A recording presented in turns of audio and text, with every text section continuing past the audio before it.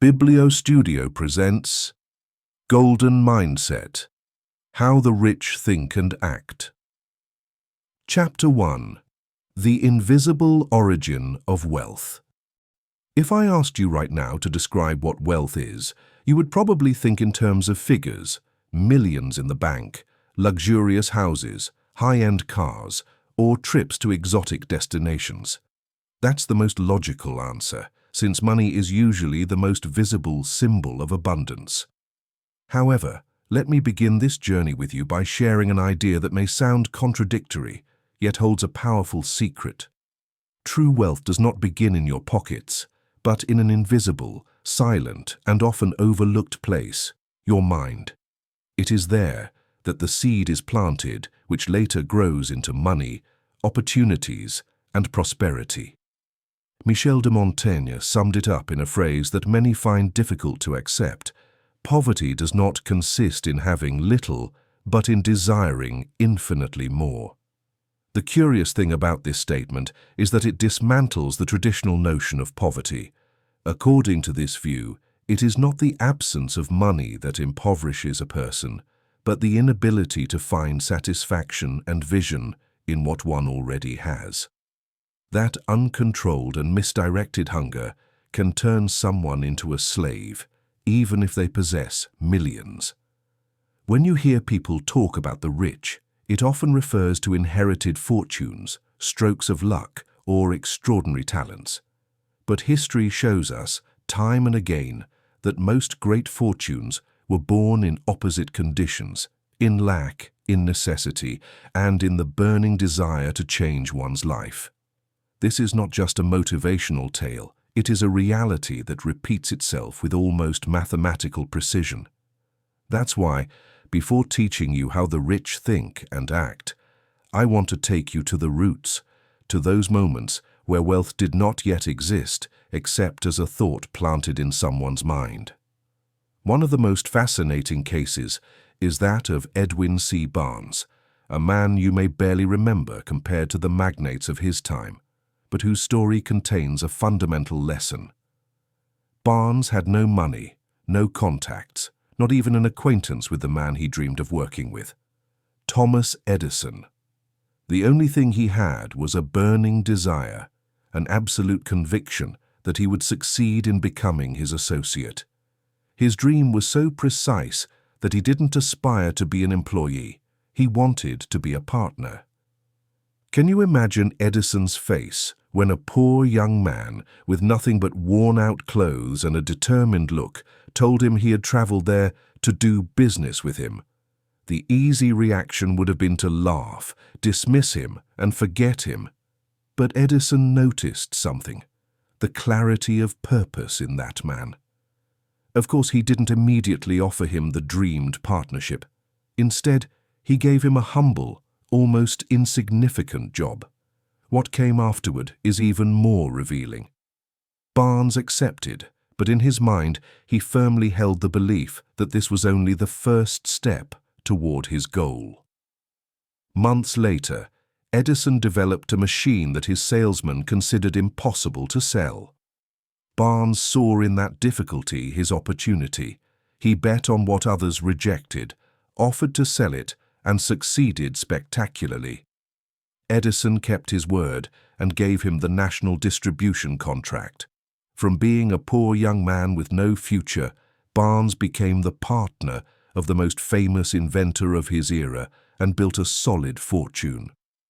What is most impressive is not the money he made, but the living proof of a principle. What begins as a spark in the mind can become material wealth if sustained with perseverance and intelligent action. You might think this story belongs to another time, to a world where everything was yet to be invented.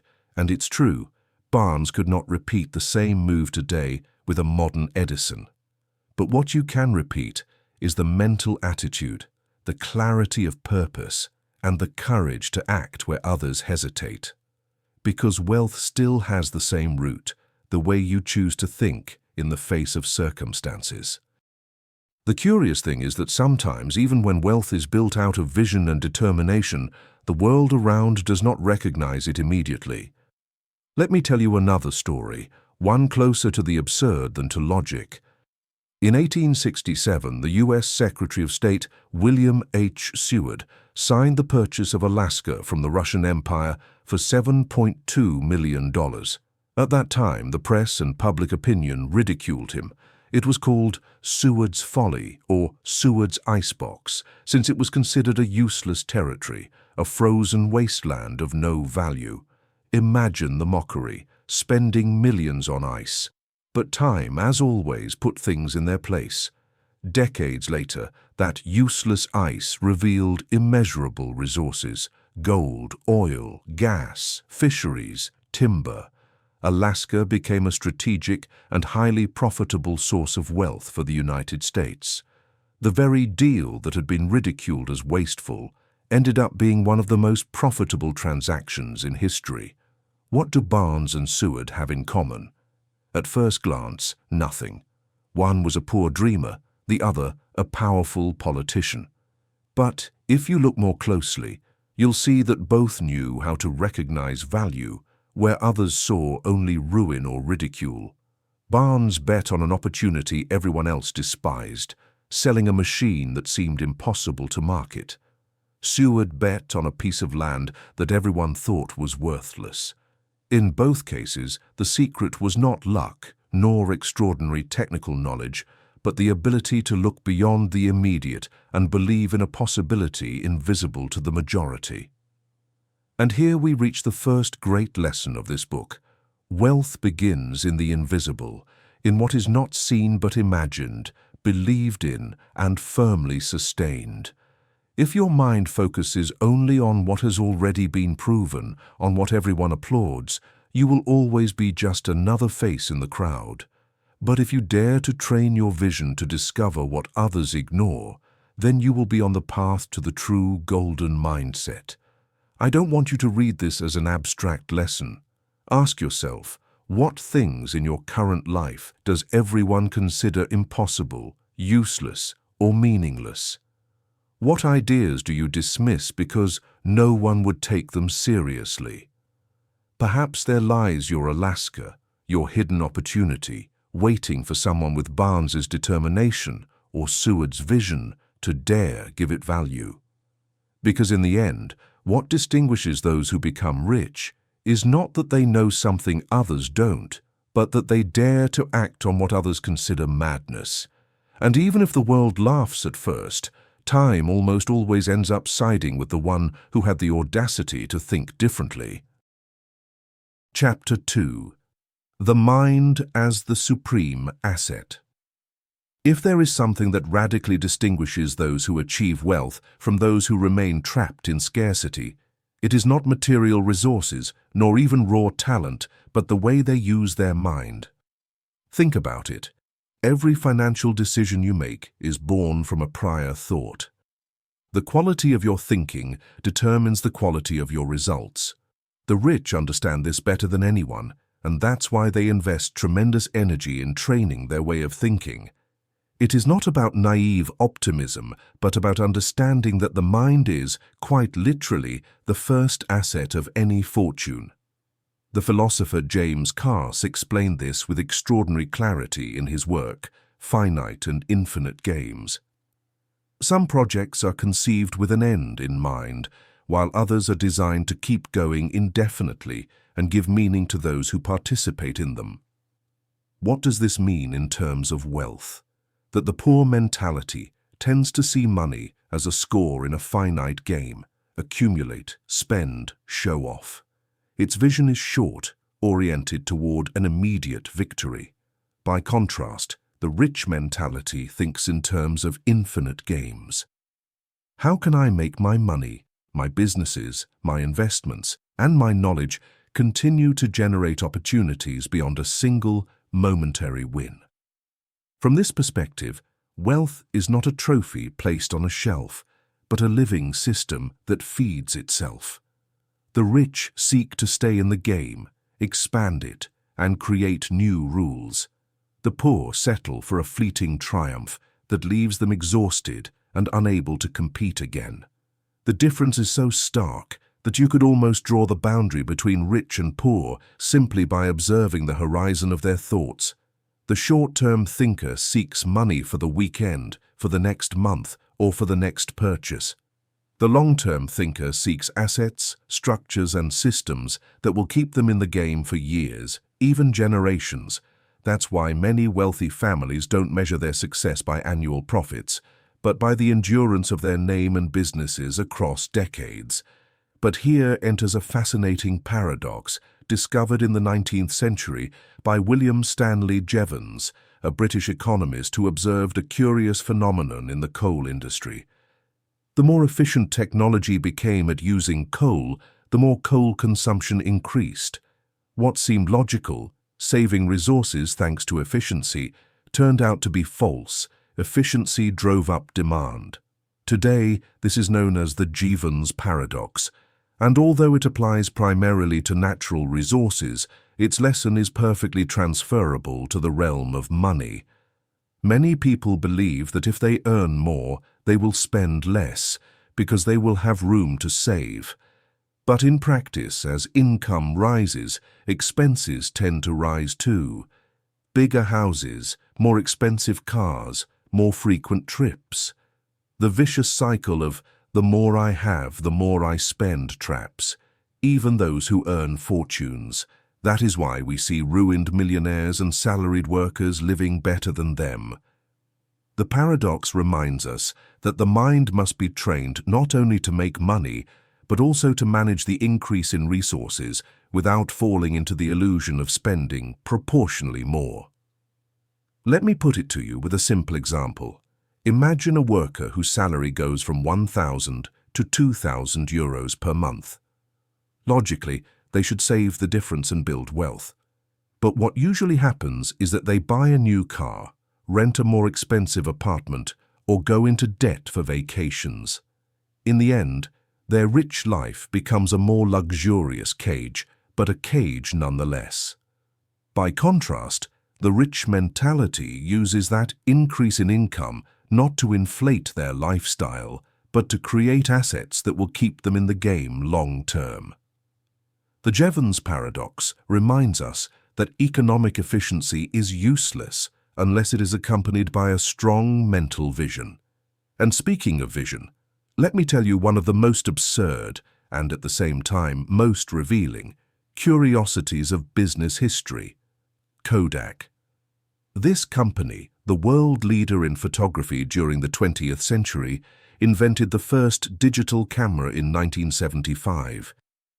Yes, you read that correctly. Kodak had in its hands the very technology that dominates the world today. What did they do? They hid it in a drawer. Their fear was so great that they thought this innovation would destroy their main business, selling film rolls. In their logic, betting on digital was suicide. The result? Decades later, other companies launched into the digital market, film rolls disappeared, and Kodak went bankrupt. This case is the perfect example of how mentality determines destiny. A multi-million-dollar company with abundant resources and talent let itself be paralyzed by short-sightedness, by immediate fear. Instead of thinking in terms of the infinite game, remaining leaders by adapting to the new, they played a finite game, protecting the momentary advantage of film rolls. The fear of losing made them lose everything. How many times in your own life have you done the same? How many ideas have you discarded because they seemed too risky or threatened your immediate comfort? Most people live like Kodak, protecting their obsolete film rolls while the future slips through their fingers. And here I am, not only talking about business, but also about personal opportunities, studies you never began, projects you didn't dare to start, relationships you didn't cultivate out of fear of leaving the known behind. The rich mentality is different because it understands that every material resource is secondary to the capacity to think big and long-term. Money can be lost, businesses can fail, crises can wipe out entire markets, but the mind that thinks like an infinite player will always find a new way to return to the game, to reinvent itself, to create value. The challenge I want to leave you with in this chapter is clear. Review your way of thinking about money and resources. Ask yourself if you are playing a finite game, earning a little and showing it off to the world, or an infinite game, staying in the process of creating, growing, and expanding constantly. And remember Jevon's lesson: don't fall into the trap of spending more just because you earn more. If you don't master your mind, your income will always run ahead of you, leaving you trapped in a never-ending race. In the end, the mind is the supreme asset, because even the greatest of treasures can be lost in the hands of someone who does not know how to think like the rich. Chapter 3. The Price of Thinking Differently. Most people believe that being rich consists solely of accumulating money, but true wealth carries a price that is not often mentioned: the courage to think differently, even if that means clashing with misunderstanding, mockery, or rejection from others. It is no coincidence that so many great fortunes were born from decisions that seemed like madness at the time. Wealth, before being expressed in numbers, manifests itself as a peculiar way of seeing the world. The thinker Nassim Taleb expressed it with a bluntness that unsettles those who reduce wealth to numbers.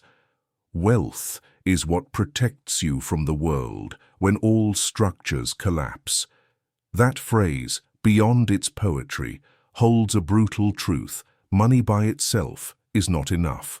Authentic wealth is the ability to withstand crises, to sustain your lifestyle and your decisions when everything around you is crumbling.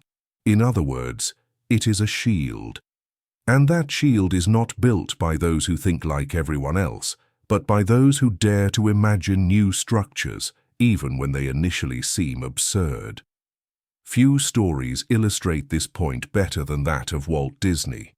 In the 1950s, when he decided to build a giant theme park inspired by his movies, most investors turned him down. To them, it was a ridiculous idea. Who would want to spend money on a fantasy park when fairs and circuses already existed? To the bankers, Disneyland was a childish whim doomed to fail. Walt visited dozens of financial institutions, and all of them shut the door. No one wanted to risk their money on what seemed like a delusion. But Disney was convinced. His vision was not just another park, but a universe where entire families could live magical experiences. Finally, with a combination of personal loans and the support of a small group of believers, he managed to finance it. The rest is history. Disneyland became a global icon, revolutionized entertainment, and gave rise to one of the most powerful empires on the planet. What is fascinating is not only that Disney succeeded, but that he did so precisely in the very thing everyone had dismissed as madness. His wealth was not born out of consensus, but out of the ability to sustain a vision in solitude. Thinking differently had a price: years of mockery, disbelief, and financial anxiety, but that discomfort was the toll required to open a new path. Now, let me take you for a moment out of the glamour of great business stories and into an anecdote that seems straight out of a surreal novel. In New York lived Irwin Corey, an eccentric comedian known as the Professor. For years, he was seen on the streets dressed like a beggar, asking for alms on street corners. To anyone passing by, Corey was just another homeless man, barely surviving on a few coins. However, when he died in 2017, it was discovered that he had donated millions of dollars to humanitarian causes. What everyone saw as a beggar was in fact a millionaire who had chosen to disguise himself, live austerely, and give his fortune to those who needed it most. Corey's story is unsettling because it breaks conventional patterns. How is it possible that someone with money would choose to live as a beggar? The answer is simple yet disturbing: because he understood that true wealth required no public display. His money was not in his clothes or his lifestyle, but in the impact it could have on others. Thinking differently always has a price. Sometimes that price is the mockery of those who don't understand your vision. Other times, it is the solitude of sustaining a project without support. And occasionally, it is the renunciation of social recognition, as in Corey's case. But what all of these stories show is that wealth never comes from walking the most crowded path. If you think about it, discomfort is a sign that you are on the right track. When your idea, your business, or your lifestyle provokes misunderstanding or criticism, you are probably opening a new trail. The real problem is not being called crazy. It is living a life that goes unnoticed, leaving no trace. That is why I want to invite you to reflect. How many of your ideas have you discarded out of fear of what others might say? How many projects have you buried before starting because no one else believed in them?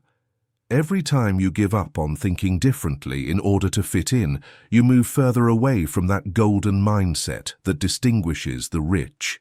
Wealth demands intellectual and emotional courage, the bravery to uphold a vision even when it seems absurd. It is not about being eccentric for the sake of it, nor about contradicting others for sport. It is about training your mind to see beyond the obvious, to detect value where others see only ridicule or impossibility. Because if history teaches us anything, it is that great fortunes were not born from following the current, but from questioning it. In the end, the price of thinking differently is high: rejection, mockery, solitude. But the cost of not doing so is even higher: condemning yourself to live under the rules of others, never experiencing the freedom that, as Taleb said, constitutes true wealth. Chapter 4. Freedom as the true measure of wealth. Wealth is usually measured in figures, but there is a deeper metric that rarely appears in balance sheets or newspapers: freedom. Henry David Thoreau expressed it with surgical precision. A man is rich in proportion to the number of things he can afford to let alone. That phrase challenges everything consumer society teaches us, that the more you possess, the more you are worth. But in reality, every possession can become an invisible chain. Every luxury an obligation, every debt a reminder that your life is mortgaged to the system. Think about it. What good is it to have millions if you live enslaved to your company, your schedule, or a lifestyle that demands relentless work to sustain it? Thoreau reminds us that the true measure of wealth is how much you can do without the unnecessary, without your life losing meaning.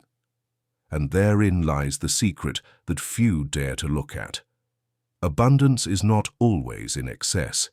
It is often in the freedom to choose, in the ability to say no without fear of losing everything. A radical example of this idea is the story of Daniel Suelo, a man from Colorado who in the year 2000 decided to turn his life completely around. One day he left his money in a phone booth, literally gave up his bank account, and began living without money. For 14 years, Suelo survived without income, without credit cards, and without mortgages. He lived in caves, ate what he found in nature or what others discarded, and moved around relying on the spontaneous generosity of people. He wasn't a beggar in the classic sense. He was someone who had made a conscious choice to prove that life could be sustained without depending on money. Could anyone imitate him? Probably not. Suelo had mental discipline, deep spirituality, and a context that allowed him to carry out that experiment to the extreme. But what his life revealed is powerful. It is possible to be free and live with dignity even outside the monetary system. When asked if he feared the future, he replied that fear was precisely the driving force behind those who could never stop accumulating. For Suelo, attachment to money was a prison. By renouncing it, he found a freedom that many millionaires would envy. His story is not an invitation for you to quit your job and throw away your wallet. It is a reminder that true wealth does not consist in how many zeros are in your bank account, but in how dependent you are on them. The more you rely on maintaining a constant flow just to sustain your lifestyle, the less free you will be. Swellow's lesson is that there is always room to redefine your relationship with money, to ask yourself, which things in my life are chains disguised as luxuries? Curiously, this idea has also inspired alternative exchange systems that don't eliminate money, but do question it. In Switzerland, there exists something called a time bank. The mechanics are simple and at the same time revolutionary. People provide services to others, caring for the elderly, teaching, making repairs, and instead of receiving money, they receive time credits. Those credits can later be used to receive help when they need it. For example, 1 hour spent caring for a neighbor becomes 1 hour that someone will care for you in the future. The time bank doesn't measure value in bills, but in something more universal: time. This system reveals a fascinating paradox. In a world obsessed with accumulating money, what we truly own and spend irreversibly is time. And the rich, those who understand the golden mindset, know that money is nothing more than a tool to buy what really matters: free time to decide, to create, to live in their own way. In fact, if you look closely, you'll notice that many of the most lucid millionaires seek to simplify their lives, not complicate them. They prefer functional homes to mansions that are impossible to maintain. They value flexibility of schedules more than luxury cars, and they look for businesses that don't tie them to an office chair, but allow them to move, travel, or delegate. They don't do this out of stinginess, but because they have understood that wealth that doesn't translate into freedom is not wealth at all, it is a burden. Here we arrive at a key conclusion. Your relationship with money should be evaluated less in terms of how much I have and more in how much it frees me. A poor mindset obsesses over accumulating to impress, while a rich mindset seeks to build a life in which every decision expands one's margin of freedom. Ask yourself, what things do you possess that actually possess you? What recurring expenses, social commitments, or unnecessary luxuries have ended up becoming chains? You may discover that part of your real wealth is closer than you think, if you allow yourself to let go of what you don't need. Because in the end, as Thoreau intuited in his immortal phrase, the secret of wealth is not in having more, but in needing less to be free. Chapter 5. Millionaire Mistakes. If in the previous chapters we've seen how wealth can be born from a bold and visionary mindset, here we arrive at the harshest side of the coin: mistakes. Because wealth is not only built, it is also lost, and the difference between those who manage to preserve it and those who end up ruined lies in their ability to learn from both their own failures and those of others. Analyzing millionaire mistakes is not a morbid exercise, it is an invaluable compass to avoid repeating them. Few stories illustrate this idea as well as that of Ronald Wayne, a man practically forgotten, but who could have been as famous as Steve Jobs or Steve Wozniak. In 1976, Wayne was the third co-founder of Apple. He signed, alongside Jobs and Wozniak, the contract that gave life to the company. However, just a few days later, overwhelmed by the financial risk involved, he decided to sell his 10% stake for barely $800. Today, that 10% would be worth over $200 billion. Yes, you read that right. $200 billion. Wayne, who died without great luxuries or fortune, became the protagonist of one of the costliest mistakes in history. The interesting point here is not to mock his bad decision, but to reflect on the underlying cause. Wayne was not a naive man. He was intelligent and experienced. But he lacked something that distinguishes the rich from the poor: tolerance for risk and the ability to think big. He chose the immediate safety of $800 over the uncertain possibility of building an empire. At that moment, his mindset was not aligned with the infinite game of wealth, but with the urgency of protecting himself. The mistake wasn't selling, it was not believing in the vision he had helped found. Another example, though in a different context, is that of Curt Schilling, a legendary American baseball player. After retiring with a successful career and having earned millions, he decided to invest $50 million in a video game studio, 38 Studios. His dream was to create the next great digital fantasy universe. The problem was that Schilling had no experience in the sector, didn't understand the dynamics of the business, and, like many wealthy athletes, thought that money alone was enough to guarantee success. The result was a disaster. The project collapsed, he lost his entire fortune, and he became a case study in how poor management can ruin even the most successful. What's surprising is how the same pattern repeats. Having money does not equal knowing how to multiply it.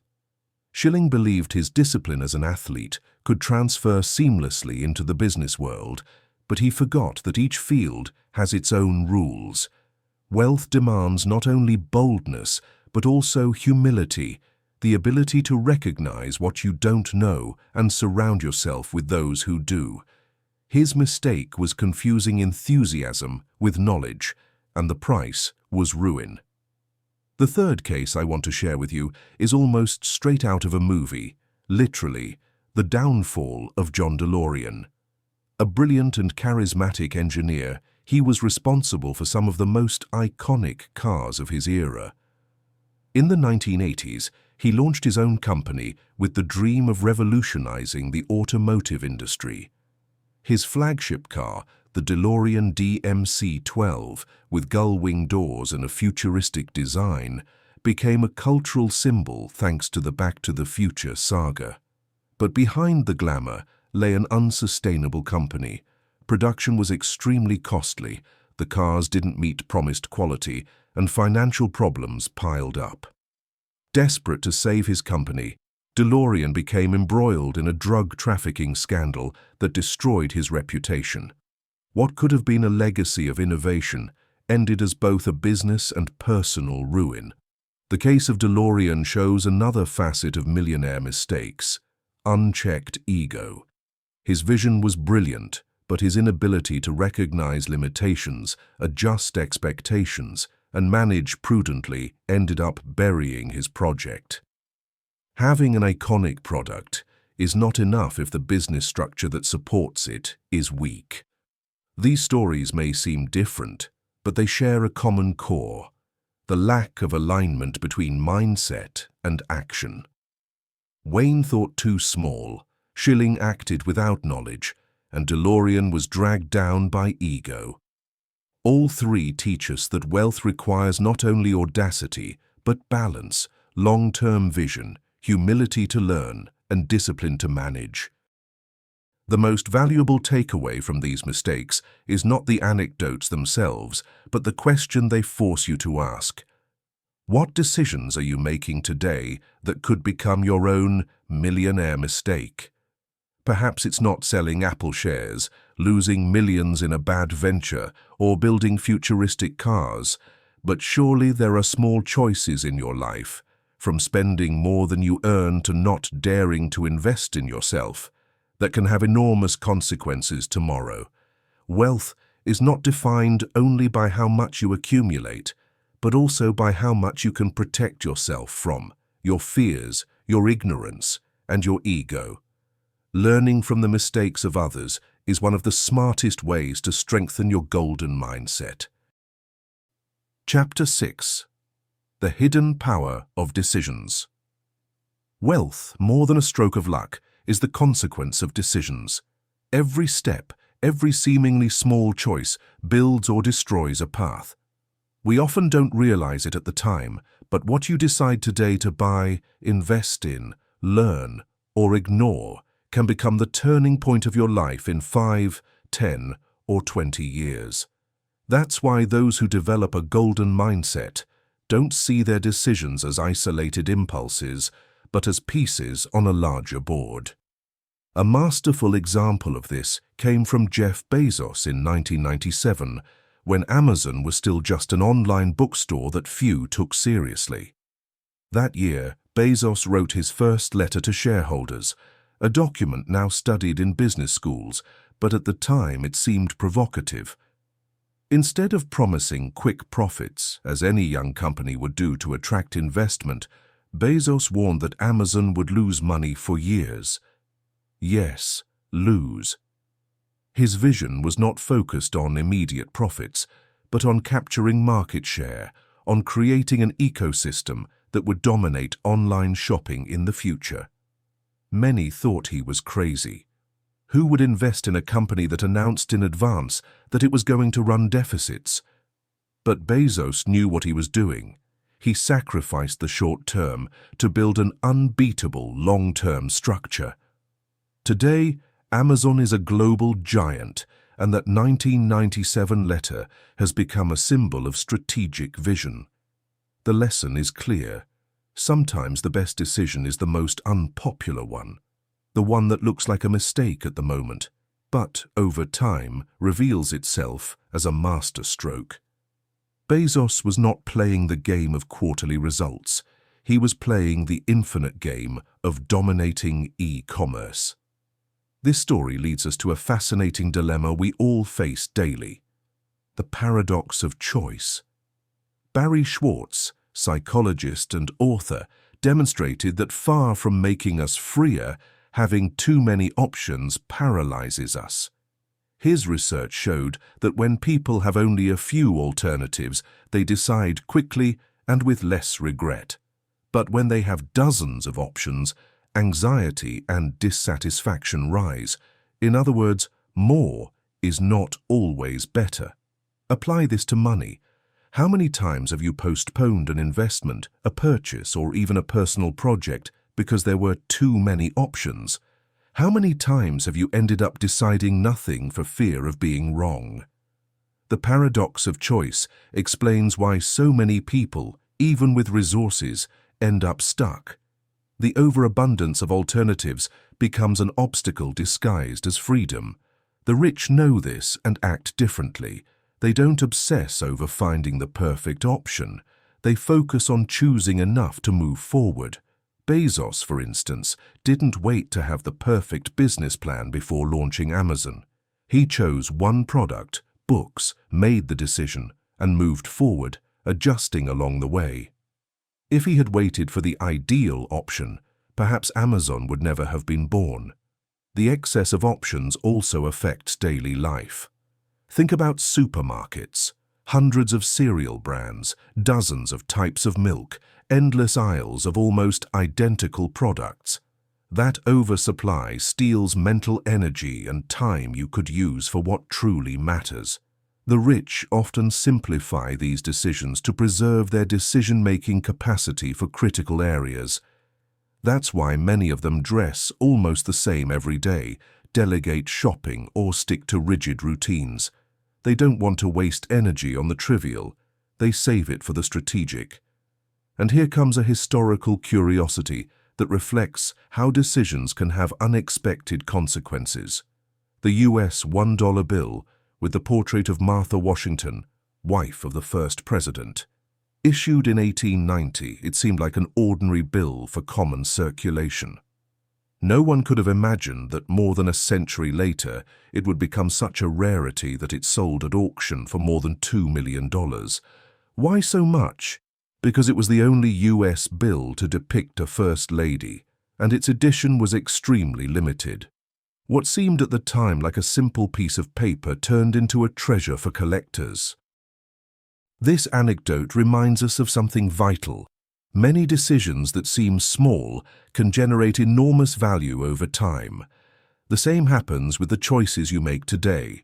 You may not see immediate results, but if you decide to invest in your education, your discipline, a business, or even your relationships, Those small acts could become your Martha Washington bill in the future, something seemingly trivial that ends up being worth millions.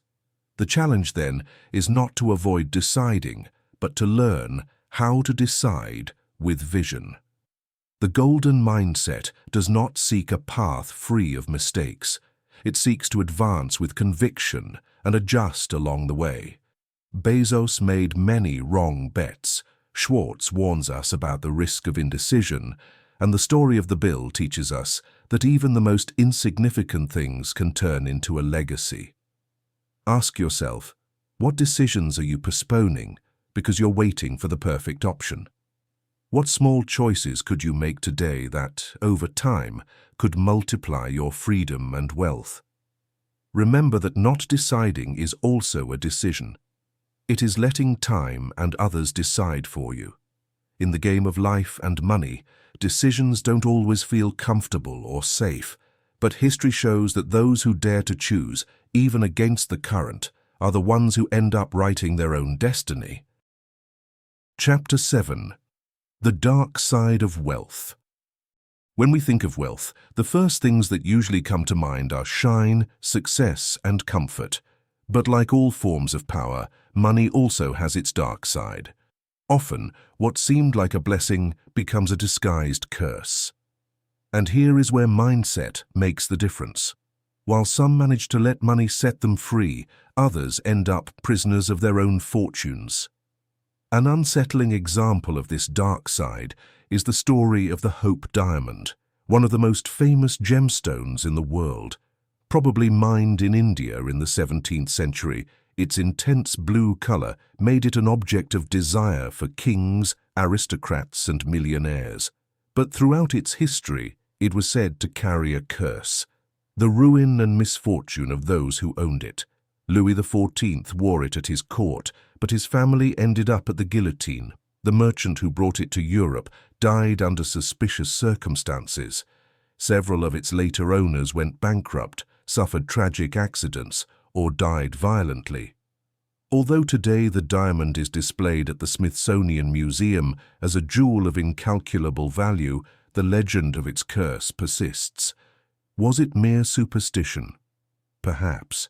But what this story reflects is real. Wealth misunderstood can become an unbearable burden, a magnet for misfortune rather than blessing. You don't need to resort to cursed objects to see this. Just look at the lives of some contemporary millionaires. Take the case of Mike Tyson, one of the most brilliant and feared boxers of all time. Throughout his career, he earned around $400 million. With such a fortune, anyone would think his life was set forever. Yet just a few years after retiring, Tyson was bankrupt. What happened? Money came hand in hand with excess. Mansions, luxury cars, jewelry, endless parties, poorly managed contracts, and a chain of bad financial decisions. The same man who seemed invincible in the ring became a victim of his lack of control outside of it. The tragedy of his story is not only the loss of money, but what it reveals. Money does not solve character flaws, it only magnifies them. If you have discipline, vision, and control, money multiplies those virtues. But if what you have are voids, fears, and emotional deficiencies, wealth turns them into even deeper holes. Tyson didn't lose his fortune for lack of opportunities. He lost it because he never learned how to be free from his own impulse to spend and indulge. This is where the paradox of the rich prisoner comes in. Someone can have millions in the bank and yet be less free than a poor man on the street. Think of the millionaire who cannot sleep for fear of losing money in the next financial crisis, or the entrepreneur enslaved by his agenda, chained to commitments he detests but feels he must fulfill to maintain status. Or the celebrity who cannot step outside without being harassed by the press and curious strangers. Their wealth, far from liberating them, has turned them into prisoners of gold. The paradox is devastating because it shatters the most deeply rooted myth that money automatically guarantees freedom. No, Freedom is a state of mind and the result of how you manage what you have. The rich prisoner proves that accumulating without awareness merely swaps prisons, from the lack of resources to the tyranny of maintaining what you own. And what can we learn from all this? That money in itself is neither good nor bad. It is an amplifier. It magnifies what you already are and ruthlessly exposes your strengths and weaknesses. The curse of the Hope Diamond reflects the obsession with owning without understanding the weight of what is carried. Tyson's downfall shows how easy it is to lose everything if there isn't a strong mindset behind it. And the paradox of the rich prisoner reminds us that having much does not necessarily mean being free. Sometimes it means carrying more chains. That is why the golden mindset does not obsess over accumulating at all costs. It seeks balance, to grow without losing control, to enjoy without falling into excess, to protect freedom above luxury. The challenge is not only to achieve wealth, but to avoid letting that wealth own you. Ask yourself this question: what price would you be willing to pay for your freedom? Because if your answer is everything, then you already understand what many millionaires never discovered. Chapter 8: Invisible Strategies of the Rich. There is an idea that makes many people uncomfortable, but that explains much of the inequality we see in the world. Money attracts money.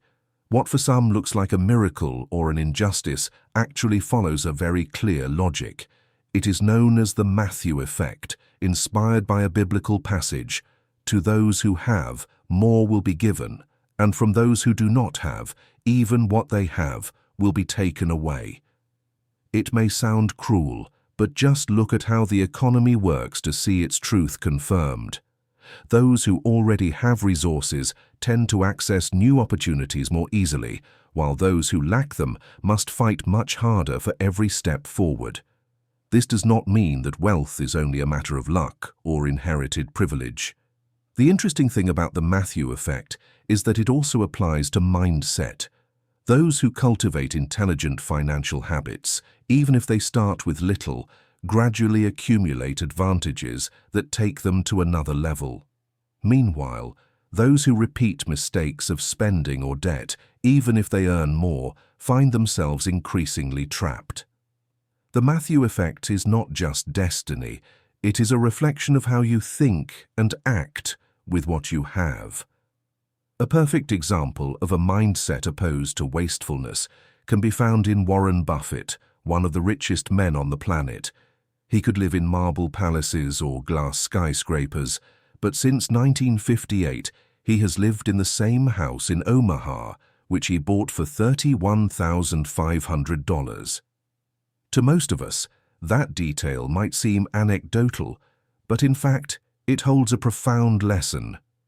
Buffett doesn't need to demonstrate his wealth through visible luxuries. His focus has always been on multiplying his fortune, not on spending to impress.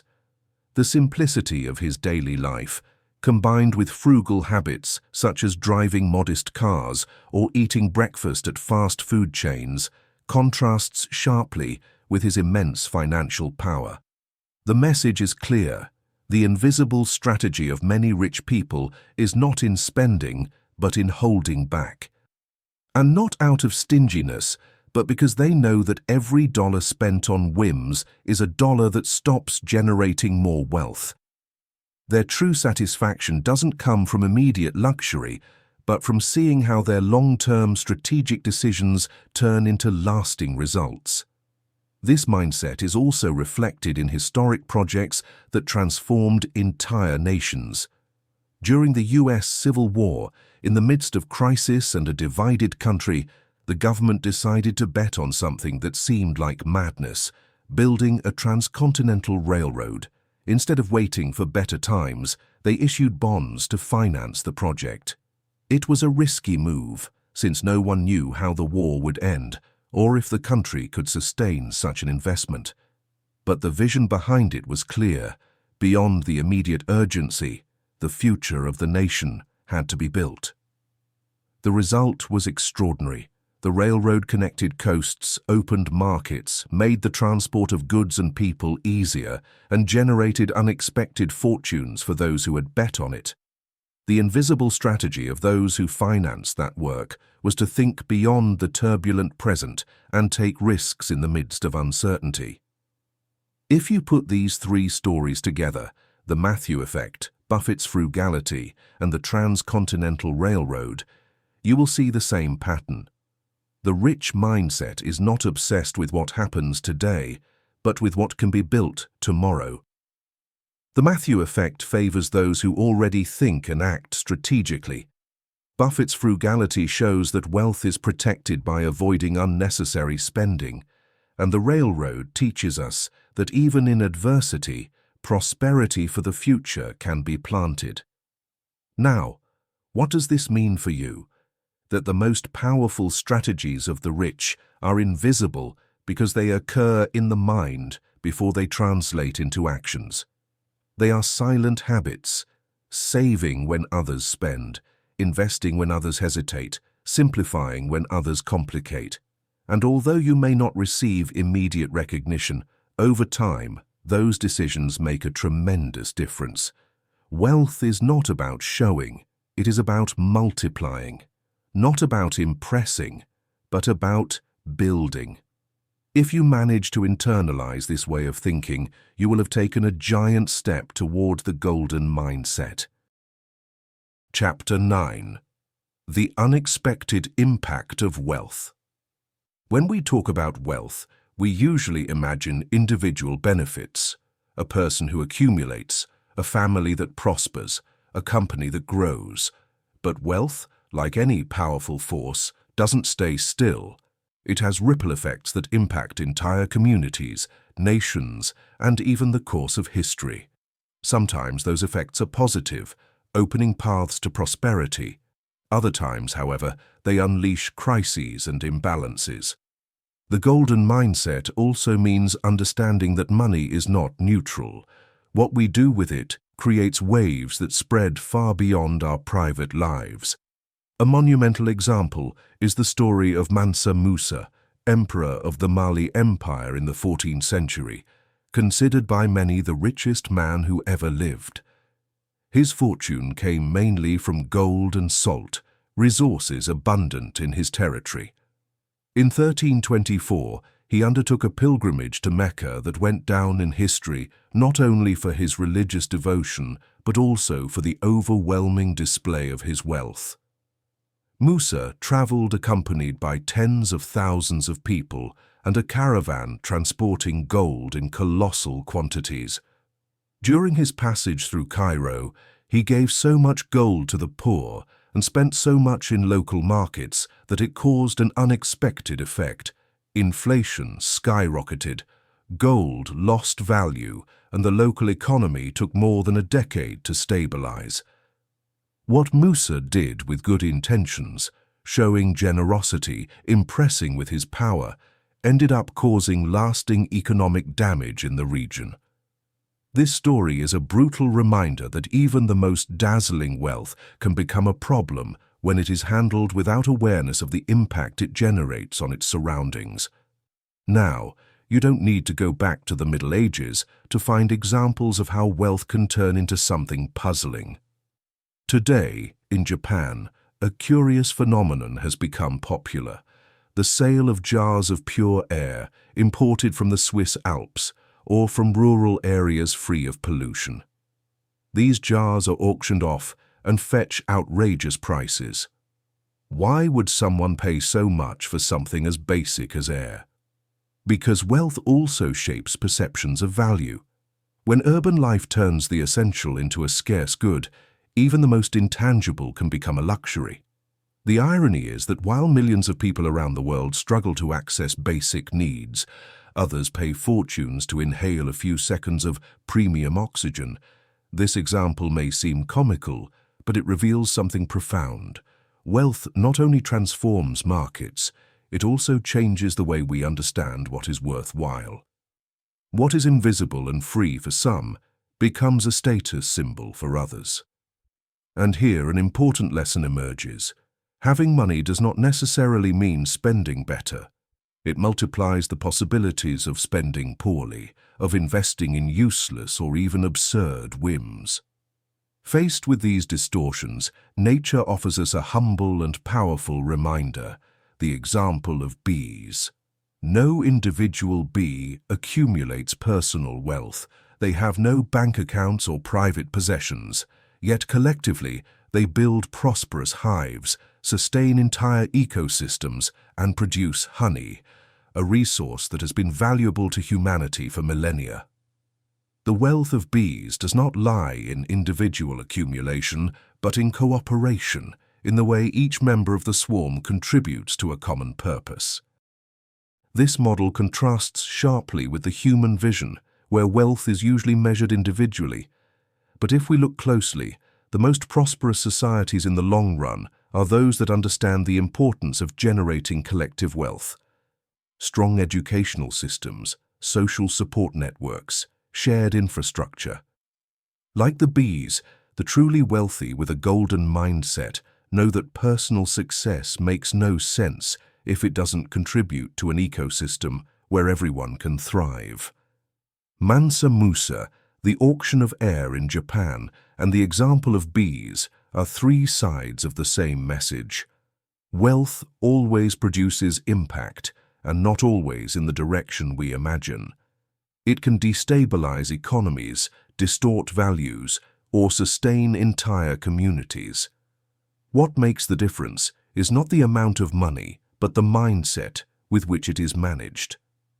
The question you should ask yourself is, what impact does your wealth, big or small, generate in your environment? You may not be an emperor handing out gold in caravans, but every consumption decision, every investment, and every gesture of generosity has consequences. The golden mindset is not limited to accumulating. It also seeks to understand and direct that impact towards something that transcends the individual. Because in the end, the wealth that truly leaves a mark is not the one that shines in the bank account, but the one that positively transforms the lives of others. Chapter 10. The Art of Seeing the Invisible. One of the most surprising abilities of people with a golden mindset is seeing the invisible, hidden opportunities, values that others despise, paths that seem closed but conceal treasures. It's not about having a crystal ball, but about developing a trained eye to discover what is right in front of everyone, yet almost no one recognizes. However, this ability comes with a moral paradox that is hard to ignore. Every investment decision involves an opportunity cost. What you choose to finance means giving up something else. When a millionaire buys a yacht worth millions of dollars, that same money could have funded hospitals, schools, or research projects that would change lives. This doesn't mean that the rich must carry the responsibility of saving the world with every decision, but it does raise an uncomfortable question. What is the moral price of wealth? Opportunity cost is not only financial, but also ethical. And those who have learned to see the invisible know that their money not only buys goods, it also has the power to transform destinies. A revealing example can be found in the life of Frida Kahlo. Today, her works sell for millions at international auctions and adorn museums around the world. However, during her lifetime, Frida sold many of her paintings for minimal sums, sometimes only enough to cover medical expenses or immediate needs. No one in her time knew how to see the hidden value in her art, except for a few close to her. What was invisible to the majority was that her paintings were not simple portraits, but manifestations of a unique vision ahead of her time. The market, blind back then, let a treasure slip away that would only be revealed decades later. This story shows something fundamental. The invisible is not always hidden by nature. Many times it is concealed by our lack of perspective. What today seems trivial or irrelevant may become a symbol of incalculable wealth tomorrow. The golden mindset is about training the eyes to detect those values before they become evident to everyone.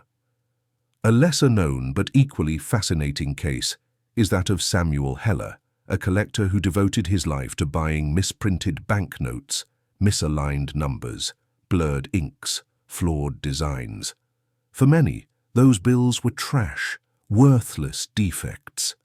But Heller understood the invisible, the rare, the imperfect could become coveted by collectors. Over time, those scraps of paper that nobody wanted turned into pieces of enormous economic value. What was once a mistake, years later became a fortune. Heller's story is a powerful metaphor. Wealth is often found in the details others overlook.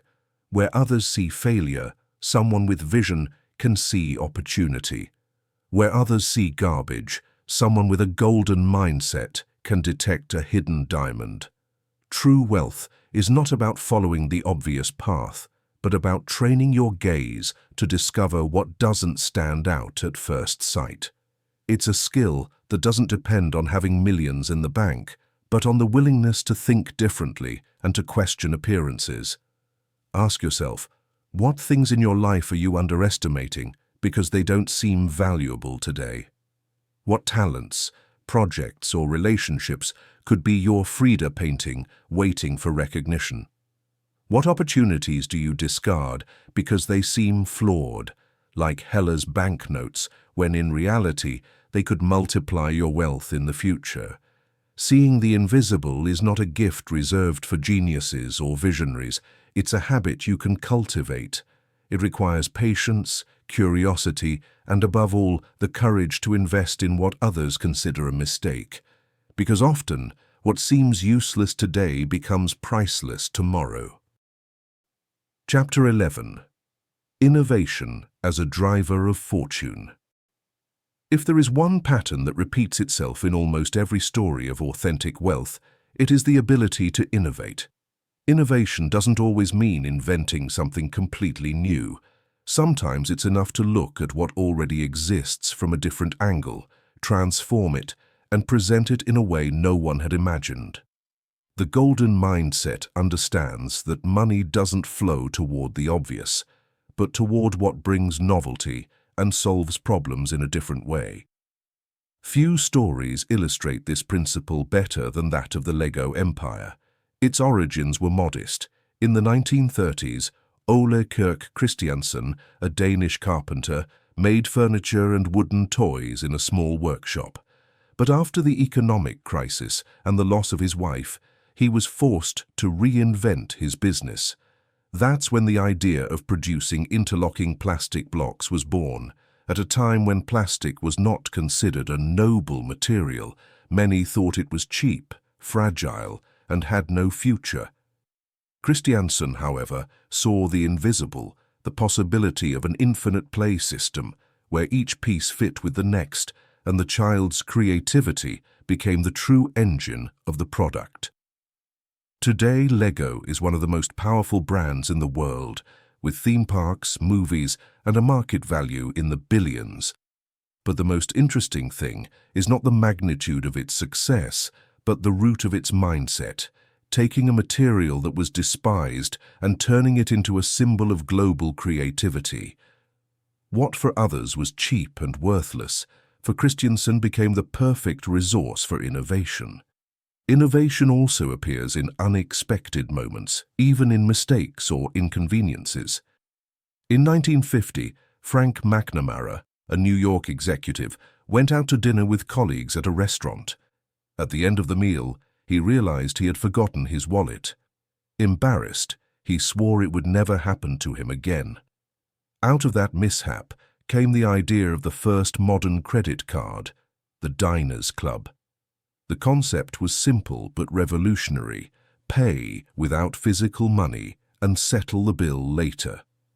What began as a solution to avoid humiliation became a multi-million-dollar industry that forever transformed humanity's relationship with money. This episode reminds us of something key. Great innovations often arise from personal problems, from discomforts that someone decides to resolve with creativity. Where most see an embarrassing mistake, innovators with a golden mindset see the seed of a gigantic opportunity. And sometimes, innovation comes so close to the frontier of the impossible that it seems like magic. Rolls-Royce, for example, once designed a prototype car with a reflective nanotechnology-based paint that made it practically invisible to the eye from certain angles. The project never reached the market because it was deemed too dangerous.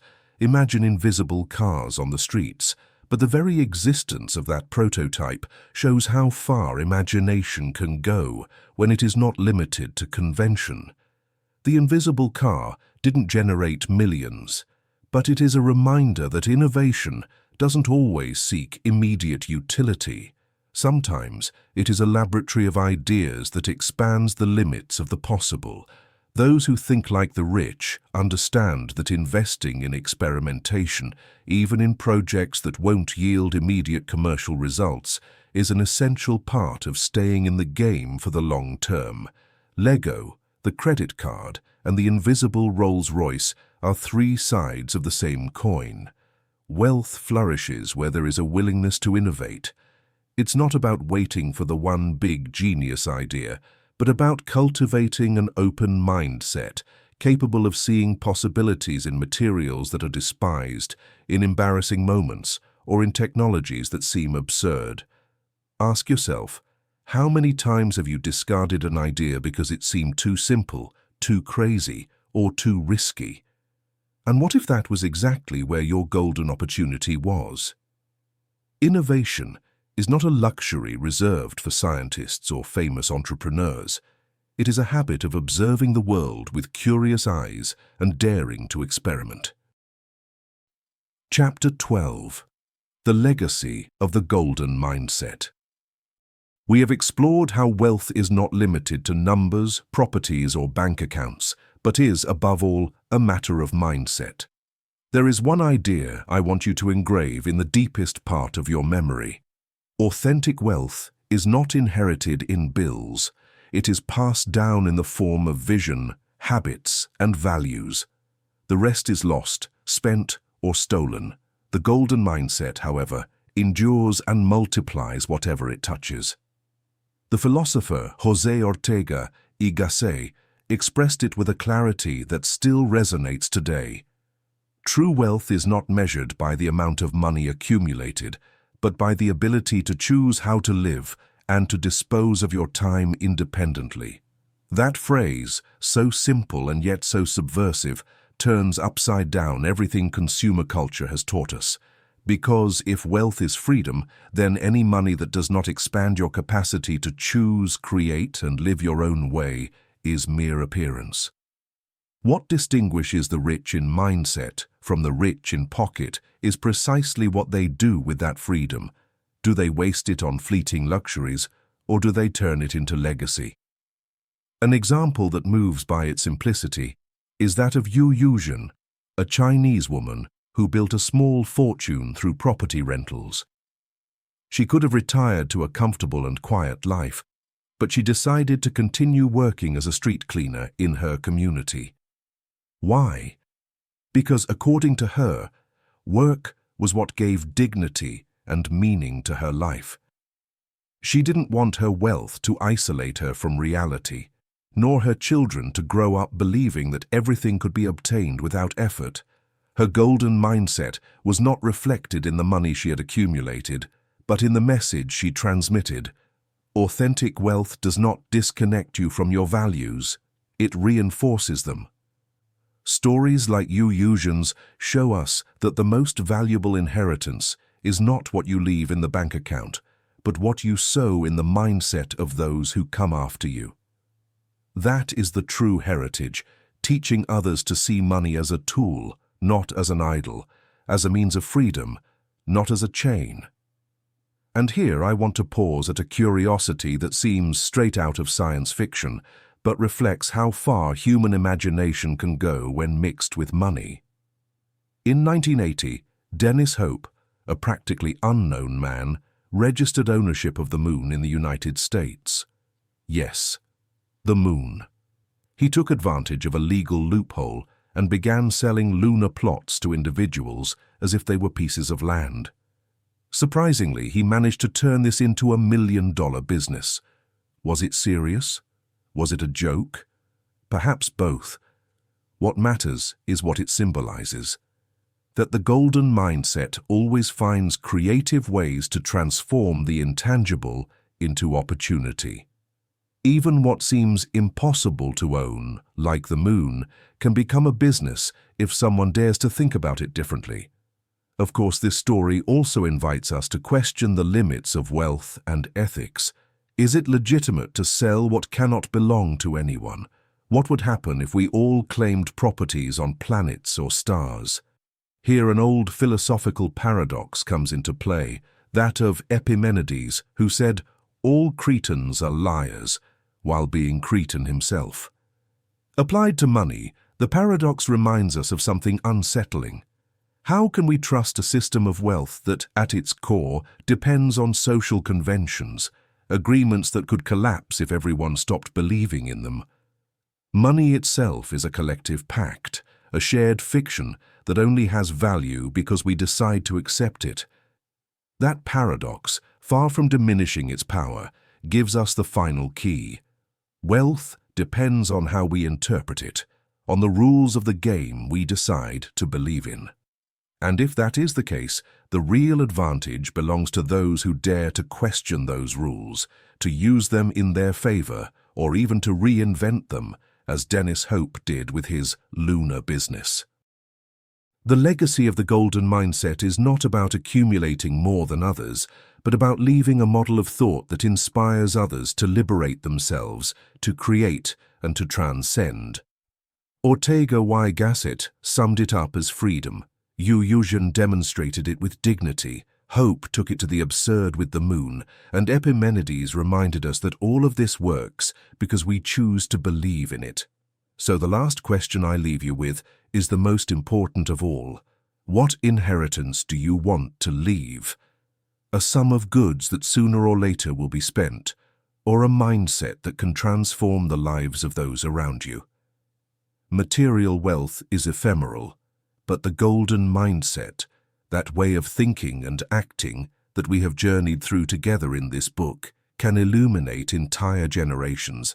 Because in the end, being rich is not a matter of money, it is a matter of freedom, vision, and legacy. And that, dear reader, is something within your reach starting today. The golden mindset embraces innovation as a muscle that must be exercised every day, because it knows that within it lies the engine that drives great fortunes and legacies that transcend generations.